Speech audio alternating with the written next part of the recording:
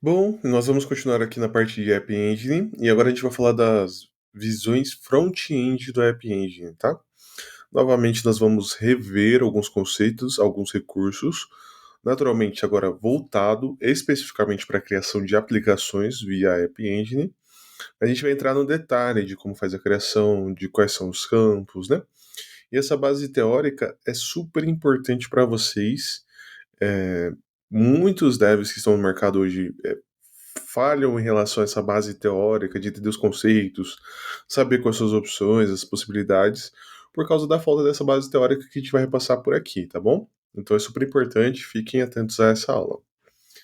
Novamente, nós vamos falar aqui de front-end e quais são as experiências, então, disponíveis para os usuários de uma aplicação. Então, quando falamos lá do App Engine Studio, nós temos 5 experiências de usuário, né? A primeira delas é o item de catálogo padrão, né? Que vem aqui com esse nome, Standard Catalog Item. Então, ó, permite que os usuários submetam uma solicitação através de um preenchimento de um formulário, além de permitir a automação de fluxos e aprovações. Depois temos lá o Record Producer, que nós também já vimos, né? Que permite o usuário adicionar um registro a uma tabela de maneira simplificada. Assim é possível exibir apenas informações essenciais para desencadear o processo. Outro tipo de experiência é o portal, que possibilita que os usuários desfrutem de uma experiência similar a websites tradicionais, com componentes reutilizáveis. O Workspace é uma interface única com as ferramentas e informações necessárias aos agentes, resolvedores e gerentes que procuram resolução de problemas, né? E o mobile, que flexibiliza o gerenciamento de atendimento com aplicações móveis. Então nós temos todas as experiências e podemos desenvolver então com todas essas experiências dentro do Service Now, tá bom? E como que a gente cria um item de catálogo padrão, né? A gente vai usar uma ferramenta que a gente já conhece, o Catalog Builder, e daí nós temos os pontos aqui, ó. Primeiro, os detalhes, né? Então a gente providencia informações e detalhes básicos do item, como nome, descrição resumida, descrição completa e imagem, né?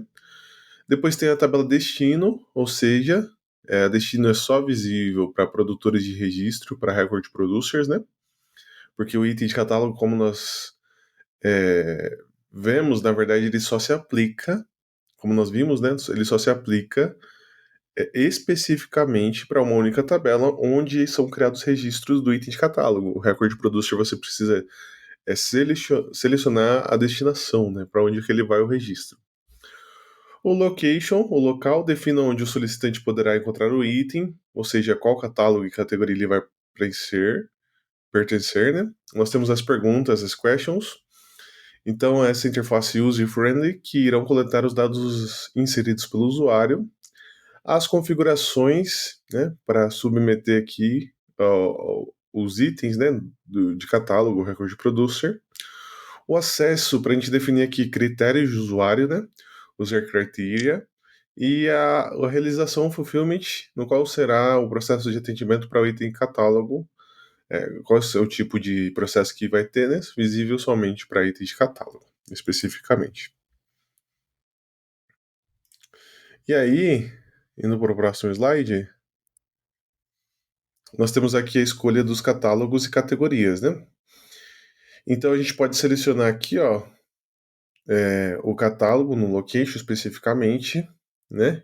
Então em qual catálogo ele pertence, isso tanto para o record producer quanto para o item de catálogo, né? Então você pode colocar aqui, por exemplo, esse está no service catalog, e aqui a gente tem as categorias, né? As categorias naturalmente vão ter dependência com o catálogo, né? Então só vão existir as categorias pertencentes a esse catálogo. E aí, como a gente pode criar novos catálogos e categorias?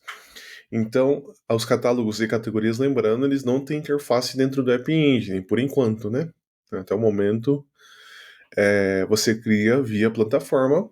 Então, a gente seleciona na própria plataforma o Maintain Catálogos, né? A partir do menu All, a gente vai lá no lateral, Maintain Catálogos e cria um novo catálogo e suas respectivas categorias especificamente. Depois a gente preenche o título desse catálogo, salva o registro, e daí a gente cria clica no botão novo aqui, especificamente na opção de categorias, na Related List, né, de categorias, para criar a nova categoria. E daí a gente preenche o título, o título dessa categoria, né, e salva o registro. E daí ele vai ter associação direta aí com o catálogo específico, né? Essa categoria vai pertencer a um catálogo em específico.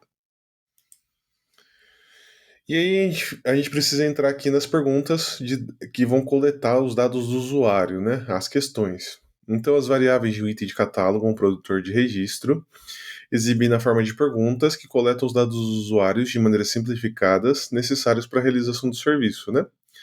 Para acessar o formulário de criação de perguntas, a gente clica no botão Insert New Question, que é esse botãozinho aqui, né? E daí, ó, a gente tem a question especificamente, né? A primeira seção do formulário é a criação de uma pergunta, onde são definidos atributos como tipo, subtipo, rótulo, e se o conteúdo será obrigatório, visível e editável. Nessa parte aqui a gente consegue decidir isso. Detalhes adicionais. Então, dependendo aqui do tipo de pergunta, a gente pode ter a seleção de categorias, né? Especificamente, seleções específicas que a gente pode escrever e fazer ali. O valor padrão. Então, essa seção será visível dependendo do tipo e subtipo de pergunta, onde é definido o valor, né, de uma pergunta caso o usuário não modifique.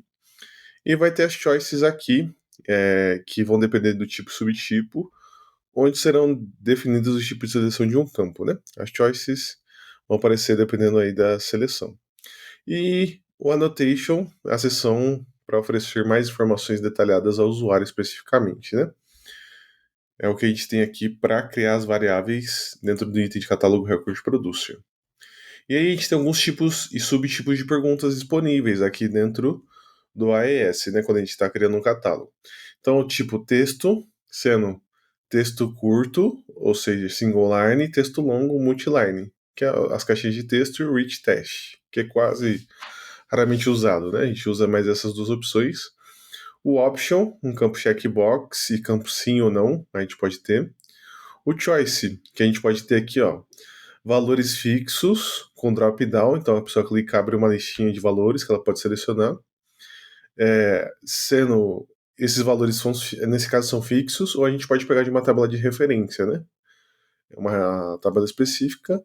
O rádio, que é aquela seleção de botões, as opções 1, 2, 3, 4, a gente seleciona uma interface de seleção de opções, basicamente, né? De nota de 1 a 5, basicamente, é um tipo de seleção rádio, quando a gente clica especificamente no círculo, né?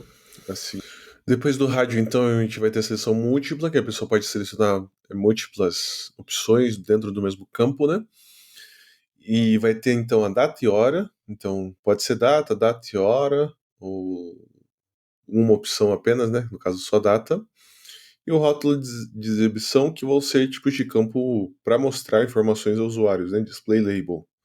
Então, a gente consegue escrever informações para mostrar ao usuário, especificamente aqui. E aí a gente configura um comportamento no formulário. Então é possível embutir um comportamento dinâmico para as perguntas de um item catálogo ou produtor de registro a partir do preenchimento de outros campos. É possível ativar ou desativar a obrigatoriedade, edição das variáveis, seguindo passo a passo abaixo, né? Então a gente consegue criar esses comportamentos. E daí a gente tem as condições, né? A gente tem as actions, as condições específicas e a aplicabilidade que a gente consegue colocar aí dentro do campo especificamente, né? E como funcionam os critérios de usuário dentro do Service Final? Então, além do acesso de permissões roles e SLs para os módulos, né, tabelas e campos, o outro tipo de controle de acesso de segurança que é utilizado dentro do item de catálogo e record producer são os critérios de usuário, né? Um critério de usuário pode combinar um conjunto de fatores de acesso, ó, como permissão, grupos, departamentos, a gente pode colocar várias opções, né? Uma vez que o critério de usuário é criado, ele pode ser reaproveitado para múltiplas atividades aqui, múltiplos itens de catálogo do Service Now, né? Por padrão, o operador de combinação das condições de acesso é ou seja, então ou o departamento, ou o usuário é esse, ou o grupo, ou ele tem o departamento, né? E para alterar essa dinâmica, para não ser ou e ser e, né, cumprir todos os requisitos, a gente precisa apertar o botão Match All para ele cumprir todos os requisitos daquela seleção de opções, né? E aí a gente tem a atribuição dos critérios de usuário no catálogo Builder também, né? Então, a gente pode colocar aqui available for e not available for, ou seja, disponível para, não disponível para. Então, são as duas opções aqui que eles nos dão e a gente pode limitar ali através do critério do usuário que é criado, né? E daí a gente tem o iBuilder. Então, o iBuilder é uma ferramenta do ServiceNow para compor o front-end da aplicação. E ele tem aí a estilização, permite a criação e estilização de páginas interativas com uma vasta biblioteca de componentes. Além disso, é possível criar variantes da mesma página, configurar audiências adequadas para cada uma.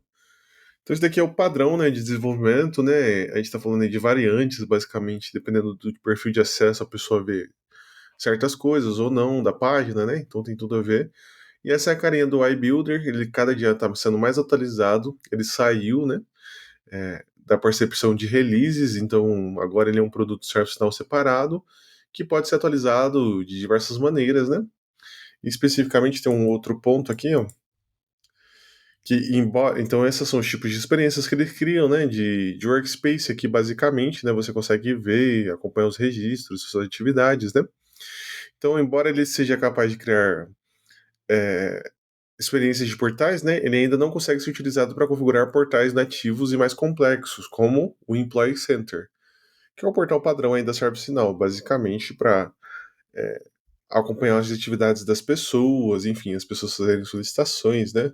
É o portal assim oficial quando você olha para ServiceNow, o Employee Center. Por conta disso, o ServiceNow recomenda que o Service Portal Designer continue sendo utilizado para desenvolver portais e serviços. Então, embora ele tenha bastante recursos possíveis, né, para fazer várias coisas aqui, ele ainda não é recomendação oficial da ServiceNow, continua sendo o Service Portal Designer, mas, na minha visão, né, acho que é o que está sendo desenvolvido, em breve ele vai ser a maneira de construir todo tipo de front-end dentro da ferramenta. Tá bom? E chegamos ao final dessa aula.